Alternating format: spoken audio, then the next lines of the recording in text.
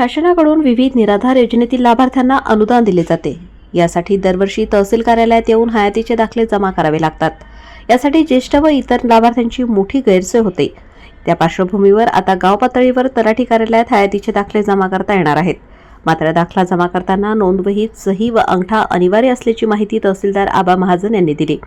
विशेष सहाय्य योजना, संजय गांधी योजना, श्रावणबाळ सेवा, राज्य निवृत्ती वेतन योजना, इंदिरा गांधी राष्ट्रीय वृद्धापकाळ, विधवा, दिव्यांग निवृत्ती वेतन योजनेमधील विशेष अर्थसहाय्य घेणाऱ्या पात्र लाभार्थ्यांना यापुढेही लाभ घेण्यासाठी हयातीचे दाखले 1 एप्रिल ते 30 जून या कालावधीत सादर करणे अनिवार्य आहे। हयातीचे दाखले सादर करण्यासाठी तहसील कार्यालयात मोठ्या प्रमाणात ज्येष्ठ, दिव्यांग, विधवा नागरिकांची गर्दी होते। यामुळे नागरिकांची गैरसोय होते आणि प्रशासनावरही ताण पडतो।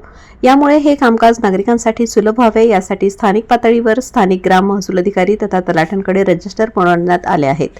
सर्व पात्र नागरिकांनी स्थानिक तलाठी कार्यालयात संपर्क करावा, रजिस्टरवर सही, डाव्या हाताचा अंगठा नोंदवावा, अन्यथा तो ग्राह्य धरला जाणार नाही। 50 वर्षाखालील लाभार्थी नागरिकांनी 2024-2025 या वर्षाचा दाखला सही करतेवेळी तलाठ्यांकडे सादर करणे बंधनकारक आहे, असे आवाहन तहसीलदार महाजन, नायब तहसीलदार विवेक चांदवडकर यांनी प्रसिद्धी पत्रकाद्वारे केले आहे।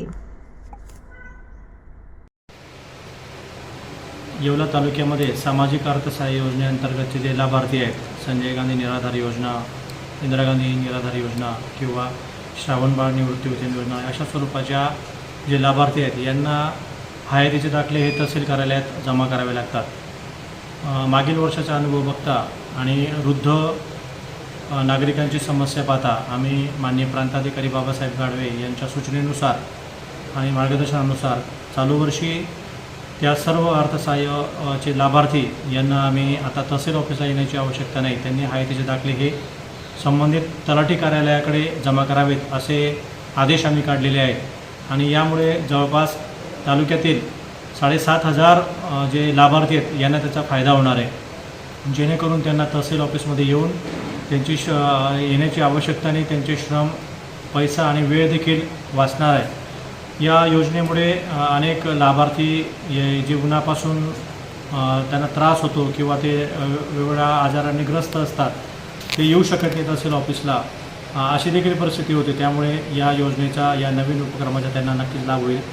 सामाजिक अर्थसहाय्य योजनेच्या लाभार्थ्यांना मी पुन्हा या निमित्ताने विनंती करतो की आपण असे हयातीचे दाखले जमा करण्यासाठी तहसील कार्यालयात येऊ नये, आपण आपल्या संबंधित गावच्या तलाठी यांना संपर्क साधून त्या ठिकाणी जमा करायचे आहे। त्या ठिकाणी आम्ही सर्व तलाठी यांना रजिस्टर यादी पुरवलेली आहे, त्या रजिस्टरवर आपला अंगठा आणि स्वाक्षरी करायची आहे आणि हयातीचा दाखला जमा करायचा आहे। अशा स्वरूपाच्या आम्ही सविस्तर सूचना संबंधित तलाठी मंडळाधिकाऱ्यांना दिलेल्या आहेत। 100 दिवस कृती कार्यक्रमांतर्गत हा तहसील ऑफिसचा एक नवीन उपक्रम आहे असं मला सांगावंसं वाटतं आणि यामुळे नक्कीच लाभार्थ्यांना याचा लाभ होईल। सदर हयातीचे दाखले आपण 1 एप्रिल ते 30 जून या कालावधीमध्ये संबंधित तलाठी कार्यालयात जमा करू शकता।